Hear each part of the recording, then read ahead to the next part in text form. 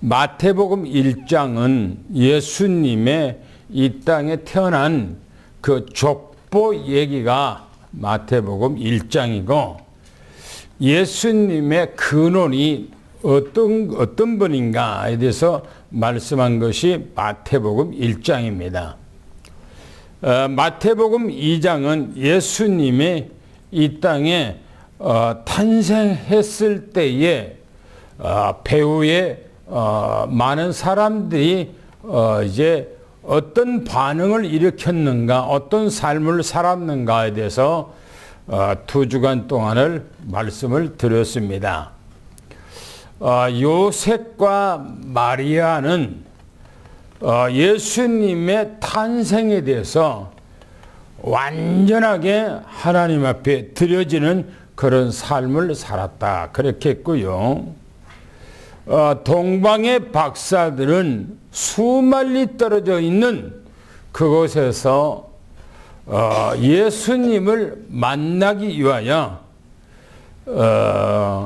금과 또 황금과 이제 유향과 몰약을 가지고 와서 예수님을 만나 경배하고 이 예물을 드렸다. 그래서 이 사람들도 그 수만리 떨어진 그곳에서 예수님 앞에 온전히 드려진 삶을 살기 위해서 그 멀리서 이제 찾아왔다, 그렇게 말씀을 드렸습니다.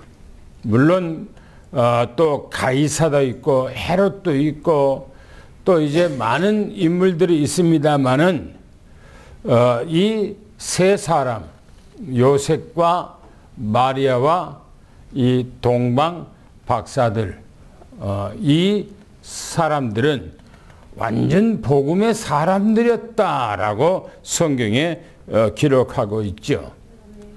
오늘은 예수님께서 공생의 생활 하시기 바로 전에 세례 요한이라고 하는 인물이 갑자기 등장을 합니다.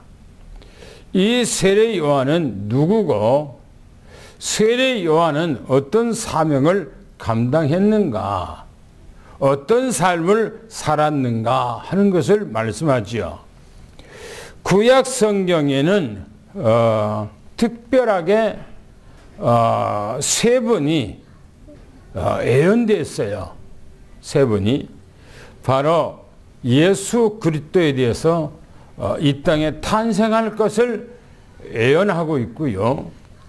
또 세례 요한이 이 땅에 엘리야의 심정을 가지고 태어날 것을 또 예언되어 있고요. 또 마지막에는 이 세상을 혼란하게 만들고 이 세상을 어지럽게 만드는 마지막 때의 인물 적그리스도가 예언되어 있어요. 그런데 성경의 중심 인물이 바로 예수 그리스도죠. 구약 성경에는 메시아가 이 땅에 오실 것을 말씀하고 있고, 마태, 마가, 요한복음에는 그 메시아가 이 땅에 오셔서 말씀이 성취됐다라고 하는 말씀이고, 사도행전부터 바로 유다서까지는 메시아에 대한 증거된 그 얘기입니다. 그리고 요한계시록은 마지막 때 있을 사건을 얘기를 하고 있지요. 그래서 이 세례 요한이 어떤 인물인가 하는 거예요. 성경에는 세례 요한이 예수님보다 6개월 먼저 태어났다, 이렇게 성경에 기록하고 있어요. 6개월 먼저 태어난 그 이유가 있어요. 왜 이 세례 요한이 6개월 먼저 태어났는가? 이 세례 요한은 예수님을 이유하여 태어났어요. 다시 말하면 복음을 이화하여 태어났다. 그런 말씀인 것입니다. 그래서 세례 요한은 그 삶의 모든 과정들, 또 짧게 살았지만은 그리스도를 위한 그런 삶을 짧게 살고 이제 천국에 갔던 사람이라고 그렇게 말합니다. 오늘 본문에 들어가서 보면 1절부터 첫 번에 보면 1절부터 4절까지 바로 메시아가 이 땅에 탄생하기 전에, 또 메시아가 사역하기 전에 세례 요한이 갑자기 등장합니다. 이 메시아 예수 그리스도가 공생에 사역하기 전에 이 세례 요한이 갑자기 등장해요. 그리고 세상에 나타나지요. 근데 세례 요한이 그 1절부터 3절까지 그 보면은 외치는 자의 소리요, 그렇게 표현하고 있어요. 다시 말하면 외친다라고 하는 말은 뭔가가 소리 질러서 사람들에게 메시지를 증거하는다, 그런 얘기죠. 그래서 세례 요한의 등장은 유대 광야에서부터 시작된 것을 성경이 말합니다. 그런데 이 세례 요한이 복음을 증거할 때에 하는 얘기입니다. 한번 생각해 보세요. 사람들에게 복음을 증거하면은 예루살렘에 들어가서, 그죠? 사람들이 많이 있는 곳에, 그곳에 가서 애쳐야 되겠죠. 그렇죠? 우리가 전도한다 그러면은 저 산골짜기 가서 외친다 그러면은 좀 또라이, 좀 정신 나간 사람, 그렇게 사람들은 생각할 거예요. 그런데 여기 본문의 성경에서 보면은 세례 요한은 유대 광야에서, 사람이 없는 그 유대 광야에서 이 복음을 증거했다는 거예요. 그런데 그 전파하는 그 말이 그냥 다른 말이 아니라 회개하라, 천국이 가까웠다, 그렇게 얘기해요. 회개하라, 천국이 가까웠다. 그러면 회개하라는 말은 무슨 말입니까? 돌이키라 이거야. 갱신하라 이거. 가던 발걸음, 가던 생각, 이런 것들을 완전히 변화시키라 이거야. 왜 그럽니까? 천국이 가까웠기 때문에 그렇다니, 천국이 가까이 왔다라고 하는 말은 바로 이 땅에 천국이, 하늘에 있는 천국이 온다는 얘기가 아니고 메시아적인 것을 얘기하고 있어요. 왜? 예수 그리스도가 이 땅에 오셨기 때문에 지금 하는 얘기인 겁니다. 이 메시지 내용 자체가 메시아적 복음을 얘기하고 있는 거예요. 그래서 보세요. 이사야 선지자가 예수님의 탄생 700~800년 전에 외쳤던 그 말씀을 그렇게 지금 성취하고 있는 거예요. 이사야 선지자가 예언하신 분, 바로 그분이 누군가 하는 거예요. 이 땅에 메시아가 오는데, 메시아가 오기 전에 바로 이 외치는 자의 소리가 있을 것을 얘기를 하고 있어요. 그 사람이 누구냐 하는 거예요. 세례 요한이에요. 메시아가 이 땅에 오기 전에 외치는 자가 있다는 거, 이 땅에서요. 그 외치는 자가 세례 요한에 대해서 얘기를 하고 있습니다. 그러면서 세례 요한은 뭐라고 하냐면 주의 길을 준비하라, 그렇게 얘기하고 있어요. 그가 오신 길을 곧게 하라. 그렇게 말합니다. 무슨 말입니까? 너희들 완악한 그 마음을 돌이키고 생각을 돌이키고 너희 마음을 돌이켜서 이제 이 메시아를 너희 마음에 영접할 수 있는 준비를 하라. 지금 그런 얘기예요.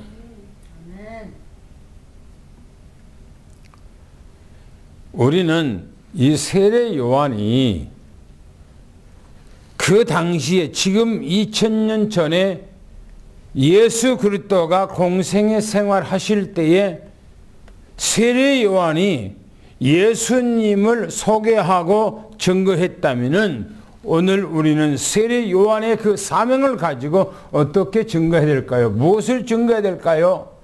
다시 오실 예수 그리스도를 증거하는 우리가 돼야 돼요. 왜요? 지금 우리가 살고 있는 시대는요, 주님 오실 때가 임박해 있다는 사실을 여러분들이 알 수가 있어야 돼요. 왜요? 우리가 살고 있는 시대는 예수님이 금방이라도 올 수 있는 어떤 그런 모든 환경 조건, 여건들이, 상황들이 조성되었기 때문에 그런 겁니다. 그래서 세례 요한이 예수님을 소개한 것처럼 우리 또한 그런 마음을 가져야 된다. 이렇게 말합니다. 그래서 두 번째 보면 4절에 이렇게 말합니다. 세례 요한은 그런 어떤 사람인가 성경이에요. 말라기서에 정확하게 세례 요한이 어떤 성분을 가지고 이 땅에 태어날 것인가를 얘기하고 있어요. 성경에는 엘리야의 사명을 가지고 이 땅에 온다 그랬어요. 엘리야는 구약 시대에 저 어디냐면은 아합 왕이 통치하는 그 시대에 살았던 이 엘리야예요. 그런데 이 엘리야의 성분을 가지고 성정을 가지고 엘리야처럼 이 땅에서 그 사명을 감당할 사람이 이 땅에 태어난다는 거예요. 한번 성경 한번 읽어볼까요? 말라기서 3장 1절 말씀을 한번 읽어보겠습니다. 뭐라고 했는가요? 시작. 만군의 여호와가 이르노라. 보라, 내가 내 사자를 보내리니 그가 내 앞에서 길을 준비할 것이요 또 너희가 구하는 바 주가 갑자기 그의 성전에 임하시리니 곧 너희가 사모하는 바 언약의 사자가 임하실 것이라. 보세요. 3장 1절에 만군의 여호와가 이르노라 말하노라 지금 그런 얘기죠. 보라, 내가 내 사자를 보내리니 그랬어요. 내가 그 말은요, 하나님께서 내 사자 다시 말하면은 하나님이 이 땅에 오시기 전에 바로 앞서 사자를 보내겠다는 이 말은 대통령이 애국하기 전에 먼저 한 15일 한 달 전에 사자가 가서 모든 세팅과 준비를 다 하는 것처럼 바로 하늘에서 하나님께서 사자를 먼저 보낸대요. 이 사자가 세례 요한인데 그가 내 앞에서 길을 준비할 것이요. 세팅한다는 거예요. 또 너희가 구하는 바 주가 갑자기 그 성전에서 임하시리니 그랬어요. 너희가 구한다는 말은 메시아가 이 땅에 오실 것을 간절히 사모하고 하는 것을 말하고 있거든요. 그런데 주가 하나님께서 갑자기 성전에 임한다. 이 땅에 오신다는 거예요. 갑자기. 그러면서 말하기를 곧 너희가 사모하는 바 언약의 사자가 임할 것이다. 이 사자를 누구를 지칭하냐 하는 거예요. 성경에서 보세요. 말라기서 4장에 가보면 5절 6절에 정확하게 얘기를 합니다. 한번 읽어볼까요? 뭐라 했는가? 시작. 보라, 여호와의 크고 두려운 날이 이르기 전에 내가 선지자 엘리야를 너희에게 보내리니 그가 아버지의 마음을 자녀에게로 돌이키게 하고 자녀들의 마음을 그들의 아버지에게로 돌이키게 하리라. 돌이키지 아니하면 두렵건대 내가 와서 저주로 그 땅을 칠까 하노라 하시니라. 그렇죠. 보라, 여호와의 크고 두려운 날이 이르기 전에 그랬어요. 메시아가 이 땅에 오시기 전에 그 말이거든요. 내가 선지자 엘리야를 너희들에 보낸대요. 아니, 선지자가 구약 성경에 아합 왕 시대에 엘리야가 와서 사역했어요. 그리고 하나님 앞에 죽음을 보지 않고 하나님의 날에 들려 올라갔어요. 성경에서는 두 번째 하늘에 죽음을 보지 않고 들려간 사람이 바로 엘리야거든요. 첫 번째 사람은 성경에 창세기 5장에 보면 에녹이라고 하는 사람이 첫 번째 죽지 않고 하나님의 날에 들려 올라갔어요. 두 번째 이 엘리야가 죽음을 보지 않고 하나님께서 불말과 불병거를 하늘에서 보내주어서 그걸 타고 하늘로 갔다. 그렇게 성경에 기록하고 있어요. 근데 그 엘리야가 이 땅에 온다는 거예요. 보내주시겠다고 그렇게 말하고 있어요. 그래서 보세요.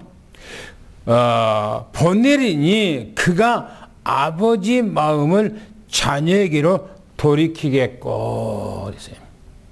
아버지 마음, 하나님의 마음을 구원받는 하나님의 자녀들에게 돌이키겠고 또 자녀들의 마음을 그 아버지에게 돌이키리라. 다시 말하면 세례 요한이 와서 이 땅에 구원받아야 할 사람들을 하나님 앞에 돌이킨다는 거예요. 그래서 회개하라 라고 하는 거예요.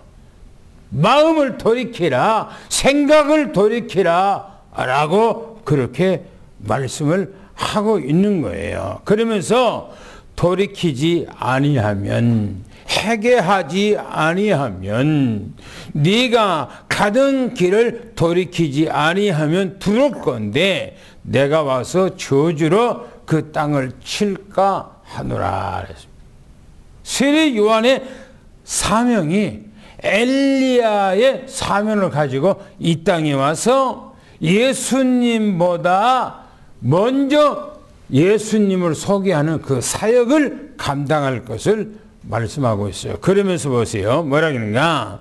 4절에 이렇게 얘기합니다. 요한은 낙타 털옷을 입고 허리에는 가죽띠를 띠고 음식은 메뚜기와 석청을 먹었더라 그랬어요. 엘리야는요 털이 많은 사람이었다고 성경에 기록하고 있어요. 털. 그러니까 몸에 털이 많이 났다고 그래요. 엘리야가. 근데 세례 요한은 그 털이 많은 사람은 아니었던 것 같아요. 그래서 낙타 털옷을 입었다는 것은 엘리야가 털이 많은 것처럼 낙타의 털옷을 입었다. 지금 그런 얘기예요. 여기서요. 그리고 허리에는 가죽띠를 띄었다 그랬어요. 털옷을 입고 허리띠를, 가죽 허리띠를 졸라맸다 라고 말하고 있고요. 음식은 광야니까 메뚜기와 석청을 먹었다 그렇게 말했어요. 메뚜기를 잡아서 돌 위에다가 올려놓으면 금방 말라지잖아요. 더우니까 금방 말라갖고 빳빳해지잖아요. 그러면 돌 사이에 벌들이 꿀을 모아놓은 거 그것을 따서 석청을 찍어서 바로 메뚜기를 음식으로 이 세례 요한이 먹었다. 세례 요한은 완전 구별된 삶을 살았어요. 구별된 삶. 왜 그랬을까요? 그리스도를 위한 삶이에요. 그리스도를 위한 삶. 우리가 이 시대에 완전한 그리스도를 위한 그런 삶을 우리도 살아야 된 것을 미시기 축원합니다. 할렐루야. 두 번째 보면 5절부터 9절까지 보면 책망받은 바리새인들과 사두개인들을 말합니다. 세례 요한이 광야에서 회개하라 천국이 가까웠다고 복음을 증거하니까 지나가던 사람들이 저 소리가 무슨 소린가 하고 들었다가 세례 요한한테 가서 바로 세례를 받고 그 사람들이 가서 많은 사람들에게 전가함으로 그 사람들이 세례 요한한테 몰려든 거예요. 광야로 몰려든 거예요. 광야로. 보세요. 5절 6절에 보면은 세례 요한이 예수 그리스도를 증거하니까 세례 받기 위해서 많은 사람들이 이 세례 요한한테 나왔다. 그렇게 말합니다. 성경에서 어디서 왔다고요? 예루살렘에서, 유다에서, 요단강 사방에서 사람들이 꾸역꾸역 이 세례 요한한테 몰려들었다는 겁니다. 그런데 이 세례밖에 모였는데 자신의 죄를 자복하고 그랬어요.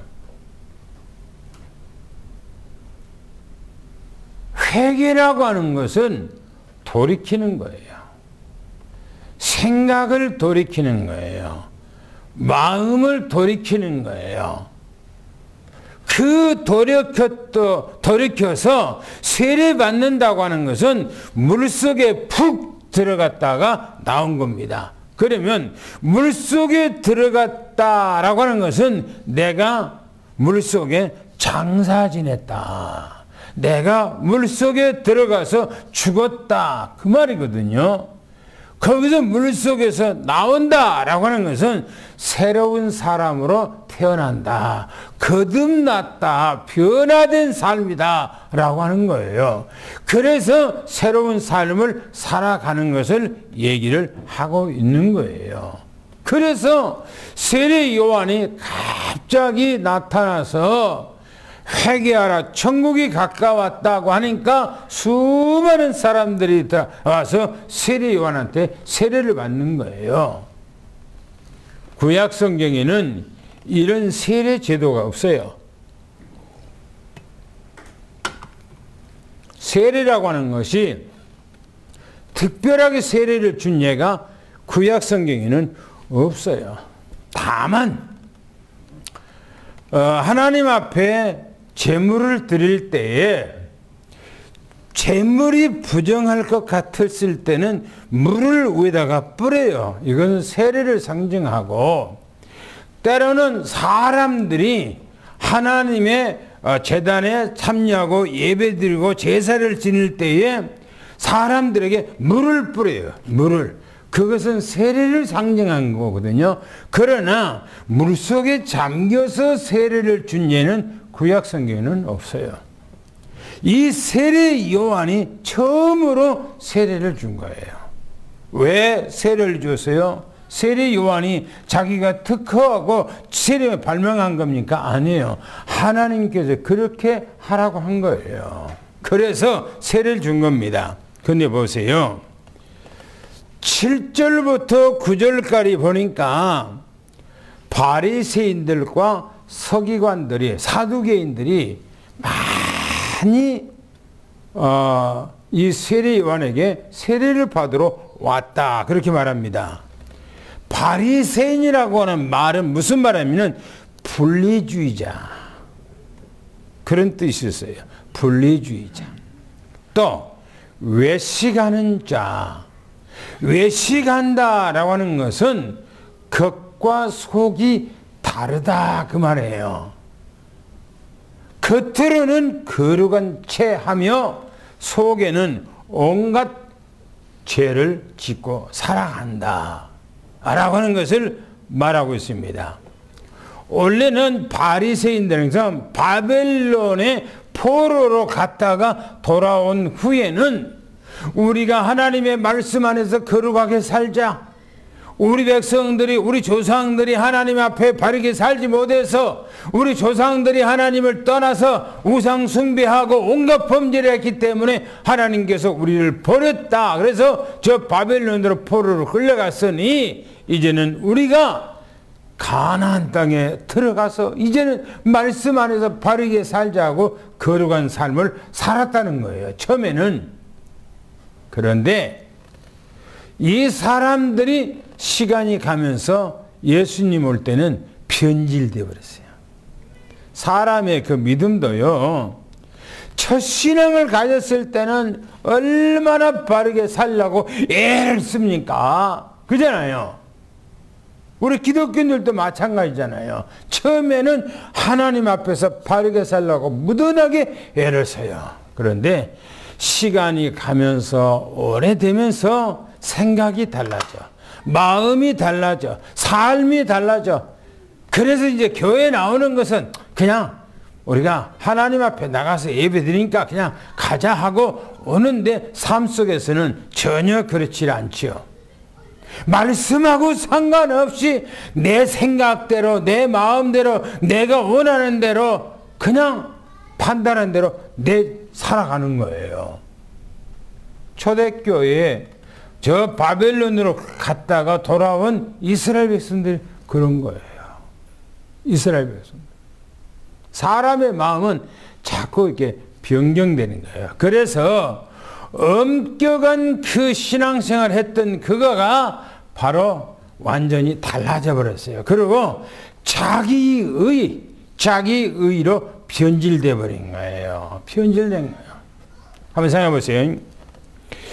우리나라가 지금부터 100년 전에, 우리나라가 지금부터 50년 전에는요, 신앙생활 할 때 얼마나 경건하게 했는지 몰라요. 그죠? 주일날요, 사먹지도 안 했어. 네? 말씀 앞에 바르게 산다고. 어디 가지도 않고요. 오직 교회 가서 하나님 앞에 예배를 드리고 자기 마음과 정성과 모든 걸 다 들여서 하나님 앞에 온전히 살았다고요. 그런데 세상이 달라지면서 뭔가 생각이 달라져요. 그죠? 한번 생각해 보세요. 그 문화 따라서 사람들의 생각이 달라져요. 달라져. 교회 올 때 옛날에는 미니스커트 입고 올 수 있었어요? 없었어요? 어림도 없어요. 교회 못 와요. 미니스커트 입고. 머리를 요즘에는 뭡니까? 자기 헤어스타일이니까 다 알아서 해요. 근데 그게 지금에 와서는 뭐 나쁘다 그런 거 없어요. 그냥 저 사람 참 컨셉이 참 멋있다라고 생각하지. 옛날에는요, 머리다가 빨갛게 물들었다. 날라리라고 그래. 날라리. 그죠? 그랬다니까. 청바지 입고 교회 와요? 못 왔어요. 청바지 입고. 지금은 청바지 입고 예배 드리는데 무슨 상관이 있습니까? 그잖아요. 사람들이 생각이 많이 그 시대 변천 따라서 사람들이 달라져요. 그리고 그거를 수용해요. 모든 것도 마찬가지예요. 범죄하는 것도 마찬가지예요. 요즘에 간통이 있습니까? 없습니까? 간통이 없어져 버렸어요. 왜요? 세상이 그래, 세상이. 그래서 예수님 시대에 와서는 이 바리새인들이 온전히 하나님의 말씀대로 산다고 하는 사람들이 달라져 버린 거예요. 그래서 분리자, 외식하는 자. 그리 한 거예요. 또 사두개인들이요. 사두개인들은 구약 성경의 말씀 가운데서 특별히 모세오경만 하나님의 말씀이라고 믿었던 사람들이에요. 창세기, 출애굽기, 레위기, 민수기, 신명기 요 5가지만 성경이요. 그 다음에 성경은 성경이 아니라고 했던 사람들이에요. 이 사람들은 뭐냐면은 영적 세계가 없다고 안 믿어요. 영적 세계 안 믿어. 그러고 그러다 보니까 천사는 없다. 천사 세계는 없다. 그리고 신비한 그 능력에 대해서는 불신해버려요. 그러다 보니까 예수님의 부활을 부인한 거예요. 그러니까 초대교회 보세요. 사도행전에 보면은 예수님의 제자들이 밖에 나가서 예수님의 부활 소식을 증거하는 거예요. 그러니까 뭐라고요? 사두개인들과 제사장들이 제자들을 잡아다가 족치잖아요. 아니 사람이 부활했다고? 말도 안 된다 이게요. 저 거짓을 증거한다는 거예요. 그래서 사도들을 잡아다가 굿하고 능욕하고 복음을 못 전하게 하는 거예요. 이게 바로 사두개인들이에요. 사두개인들. 그리고 산에 들인 공회와 제사장들 가운데 이 사람들이 많이 있는 거예요. 그러니까 보세요. 이 사람들이 세례 요한이 복음을 증거한 거예요. 회개하라 천국에 가깝다니까 이 바리새인들과 이 사두개인들이 세례 요한한테 세례 받으려고 막 사람들이 막 어마어마하게 모여든 거예요. 그래서 세례 요한이 말합니다. 회개해에 합당한 열매를 맺으라. 열매라는 건 뭐예요? 삶을 살라 그 말이죠. 삶을 그렇게 살아야 된다는 거예요. 그래 보세요.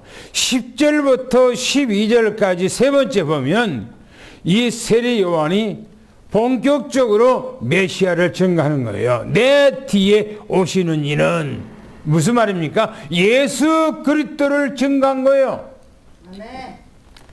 세례 요한이 당시에 이 땅에 오신 예수님을 증거했다면은 지금 우리는 이 시대에 다시 오실 예수님을 증거하는 여러분들이 돼야 돼요. 할렐루야. 주님 오실 때가 다 됐다니까요. 보세요. 뭐라는가? 10절에 이렇게 말합니다. 나무 곁에 놓인 도끼 그랬어요. 한번 읽어봐요. 첫 번부터 세 번에 다 읽어보세요. 뭐라겠는가? 시작. 도끼가 나무 뿌리에 놓인 좋은 열매를 맺지 아니한 나무마다 좋은 열매라 무엇을 말하는가? 성령의 9가지 열매, 사랑, 희락, 화평, 오래 참음, 자비, 양선, 충성, 온유, 절제, 불에 던져 산다. 예, 보세요. 나무 곁에 놓였어요. 뭐가 놓였습니까? 도끼가 놓여서 도끼. 도끼는 왜 놓였습니까? 나무 곁에 찍어버리라고. 찍어버리려고. 오늘로 말한다면 톱이 놓였다고 해도 될 거예요. 톱. 왜? 잘라버리려고. 그 당시에는 톱이 없으니까요. 도끼가 나무 뿌리에 놓여있다는 것은 이제는 시간이 얼마 안 남았다 그 말이에요. 시간이. 좋은 열매를 맺지 않은 나무마다 찍어버린대요. 찍어버리기 때문에. 그리고 뭐라고 말하는가? 좋은 열매라고 하는 건 뭐냐면 성령의 9가지 열매인데 9가지 열매 가운데 보세요. 사랑과 희락과 화평 그랬어요. 그리고 오래 참음과 자비와 양선 그랬어요. 그리고 충성과 온유와 절제 그랬어요. 보세요. 세 가지입니다. 사랑과 희락과 화평. 이거는 하나님에 대한 것이에요. 하나님. 내가 정말 복음을 가지고 있다. 내가 하나님의 자녀가 되면 사랑이 넘치는 삶이에요. 사랑이 넘친. 그리고 내가 정말 복음을 하기 때문에 기뻐하는 거예요. 기뻐하는 거예요. 즐거워하는 거예요. 그리고 화평, 하나님하고 화평, 사람하고 화평하는 거예요. 이게 복음을 가지고 있는 그리스도인의 모습입니다. 두 번째는 오래 참음과 자비와 양선이라는 것은 다른 사람에 위해서 베푸는 거예요. 다른 사람을 위해서 오래 참는다. 사람이 이 땅에서 온전한 사람이 있습니까? 누가 있어요? 온전한 사람이 있으면 한번 나한테 얘기해봐요. 그런 사람이 있다면은. 아무도 없어요. 이 땅에는 인간의 육신을 가지고 생각을 가지고 살아가는 사람은 온전한 사람이 없다는 것을 여러분들 꼭 기억하세요. 그래서 그 사람이 실수를 해도 참고 기다려주는 거예요. 이게 복음이에요. 복음. 자비 베푸는 거예요. 베푸는 거. 어려운 사람이 베푸는 거. 나보다 못한 사람 베푸는 거. 양선 뭡니까? 양선이 뭐예요?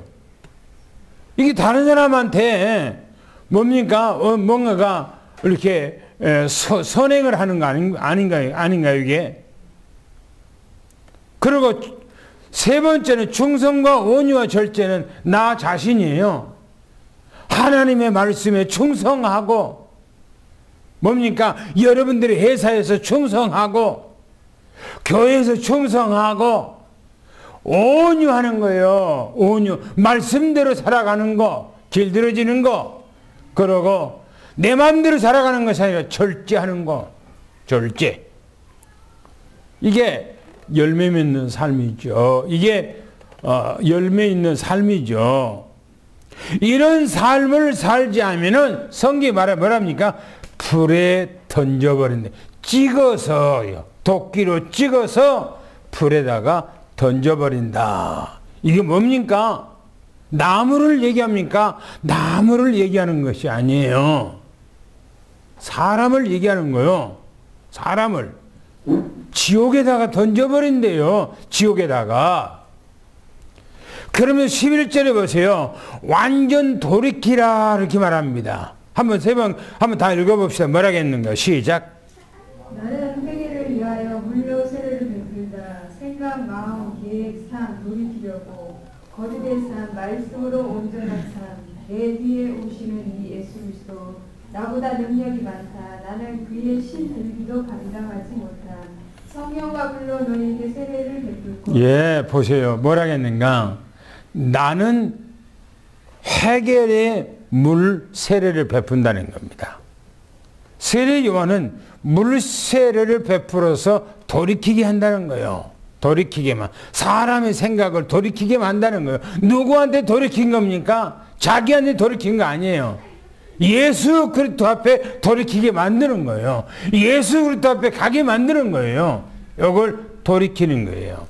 그래서 생각을 돌이키고 마음을 돌이키고 계획하는 마음을 돌이키고 삶을 돌이키고 하는 거예요. 그래서 거듭난 삶이 완전한 하나님의 말씀대로 살아가게 하는 겁니다.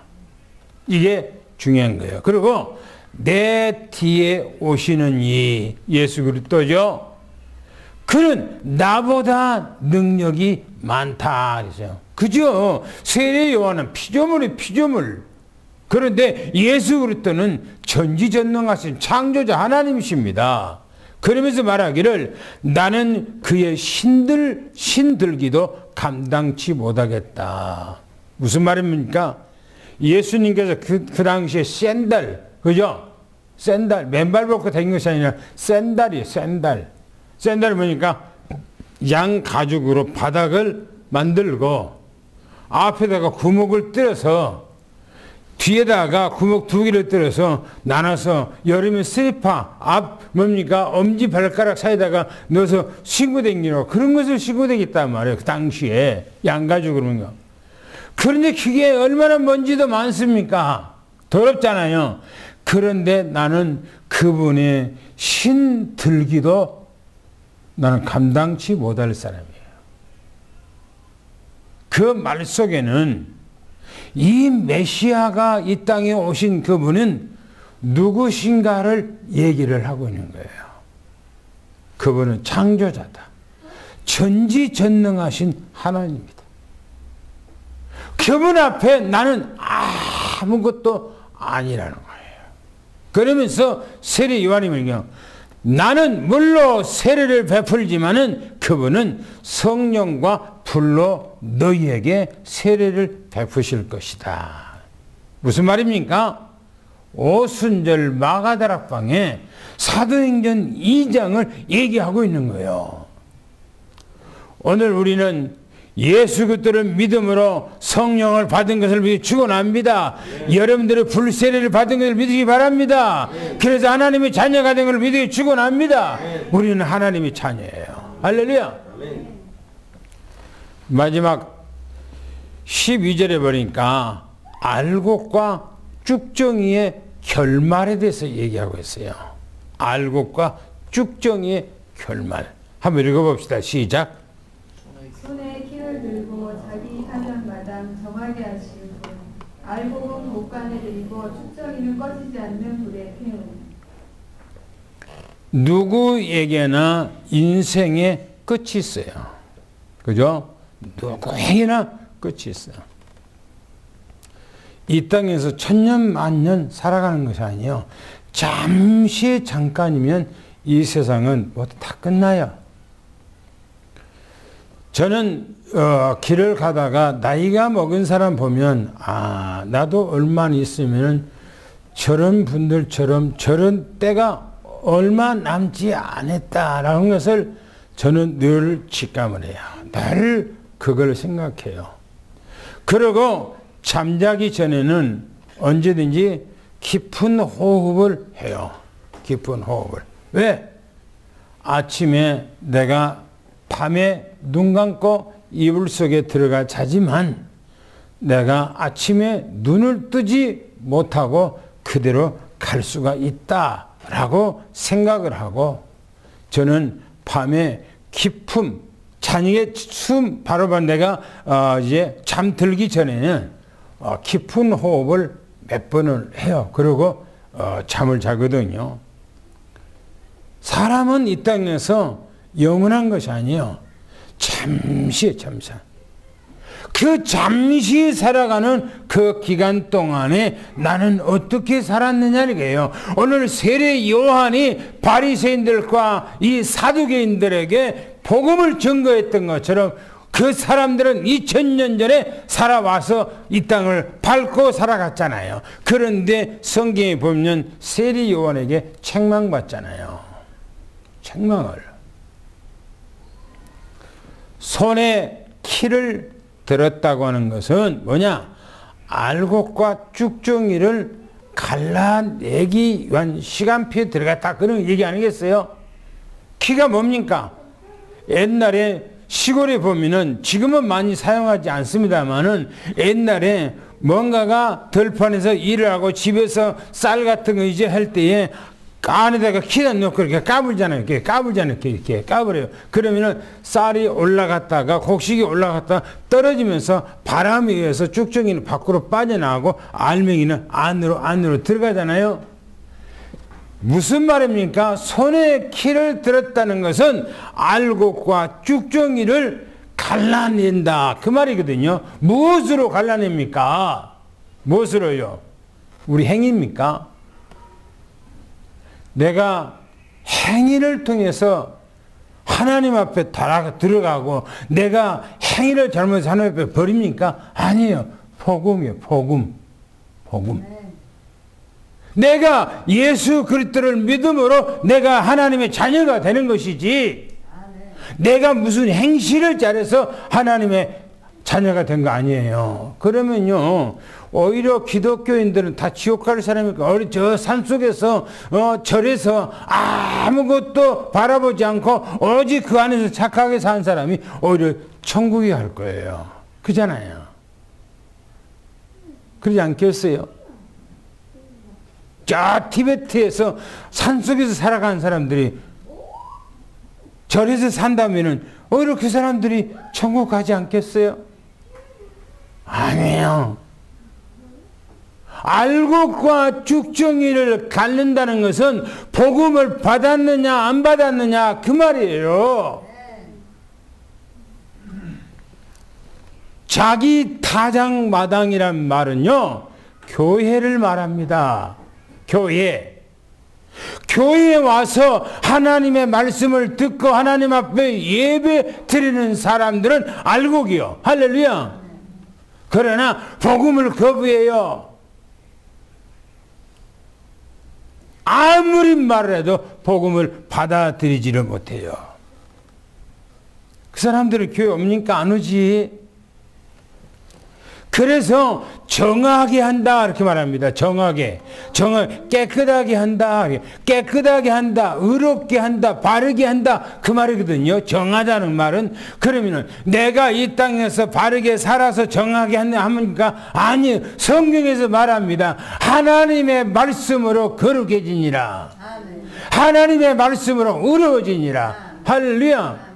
그래서요, 알곡은 곳간에 주님 오실 때 영원한 천국에, 할렐루야, 쭉정이는 꺼지지 않는 불에, 지옥이에요, 지옥에. 세례 요한은 이 땅에 잠시 살아가는 가운데서 완전 복음을 가지고 복음을 증가하는 삶을 살아간 것입니다. 오늘 우리도 이 복음을 가지고 세례 요한처럼 그런 삶을 살아가기를 예수를 축원합니다. 결론입니다. 복음이라는 것은요, 생명이에요. 생명.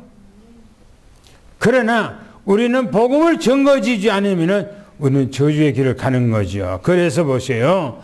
복음이라고 하는 것은 가장 기쁜 소식인데, 가장 기쁜 소식은 이 땅에서 뭐가 가장 기쁜 소식입니까? 예수 그리스도. 할렐루야. 예수 그리스도 외에는 기쁜 소식이 없는 거예요. 내 가정에 예수 그리스도가 들어왔다, 어마어마한 거 아닙니까? 내가 지난주에 얘기했잖아요. 내 어렸을 때 삶 속에서 우리 마을에서 자라나면서 오만 가지 우상을 섬기고 무당이 들어와서 우리 집에 와서 푸닥거리를 하고, 문제가 우리 가정에 있으면은 무당한테 찾아가서 뭔가 해결책을 가지고 와서 그렇게 살고 우리 살았단 말이에요. 그게 저주의 길, 멸망의 길, 지옥으로 가는 길이에요. 그런데 예수 그리스도가 우리 가정에 찾아 들어왔어요. 예수 그리스도를 영접했어요. 나를 통해서 우리 어머니도 예수님 믿고 권사가 돼서 가셨지요. 제 형님도 시골에서 교회 열심히 다니죠. 신앙에 잘하지요. 내 밑에 동생 안양에서 바로 옆에가 교회예요. 바로 옆에가 교회예요. 그러니까 새벽기도 열심히 다닌대. 아프기 전에는 그렇게 안 다니더만,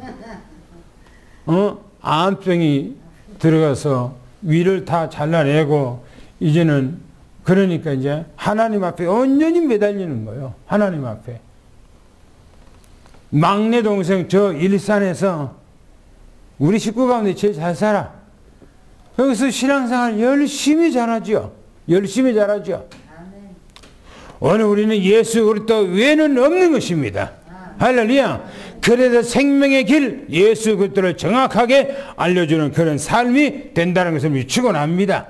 그래서 저주의 길이라는 것은 바로 저주의 멸망의 길이요, 재앙의 길이요, 영원하게 지옥으로 들어가는 길입니다. 그래서 우리는 이 땅에서 예수 그리스도를 믿는 거 얼마나 감사한지 모릅니다. 여러분들은 영세 전에 구원받기로 작정된 하나님의 자녀예요. 할렐루야. 구약 성경에 애연되어 있는 하나님의 자녀들입니다. 예수님이 이 땅에 와서 우리를 구원하기 위해서 모든 문제가 예수 안에서 해결됐어요. 예수 들을 믿고 최고의 축복받기를 예수는 축원합니다. 할렐루야.